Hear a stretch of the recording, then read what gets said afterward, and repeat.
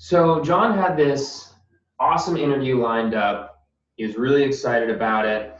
At the same time, it was the only opportunity that he had in the works.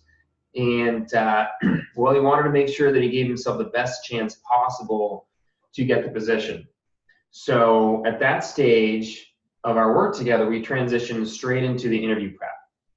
And we started to do the work that I do with all my clients to make sure that they walk into the interviewing room feeling prepared, comfortable, confident, poised, etc. So we got to work on how to answer the three main questions. First being, why are you leaving your company? Second being, tell me about yourself. And the third being the behavioral questions. Tell me about a time when X, Y, or Z. So we went through each stage and had John do some rehearsing of his answers. And once he felt good about those, we kind of moved on to the next stage, which is telling his personal story, right? So when you're changing career and your resume doesn't exactly speak directly to the role, like his resume profile did not say operations or team management. It was logistics for a shipping company. So very different than managing a fleet of the scooters that Lyft is going to be putting out in San Diego and for this operations role.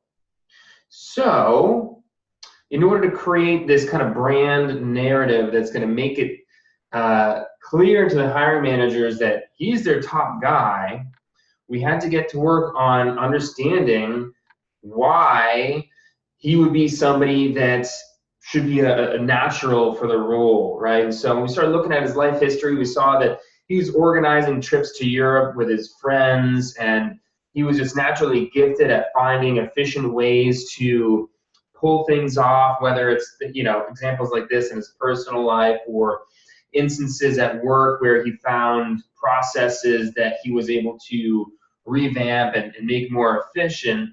Now he's able to come up with evidence to demonstrate that this is the kind of person that he is. It's not just that he does this in his work life, but he's done it throughout his entire life, right? So he's going to have multiple different instances where you can demonstrate that this is the kind of work that he just naturally gravitates to because he's doing it in his spare time too, right? So that's pretty powerful. And the other part of it is just him knowing this, right? Like, he wasn't fully aware that he was kind of working in this capacity the whole time. And through our conversations, he developed this confidence in himself, right? And confidence is so key. That's really the secret ingredient to nailing your interview. So I'm going to pause here. In the next segment, I'm going to focus primarily on kind of where this confidence piece comes into play during an interview.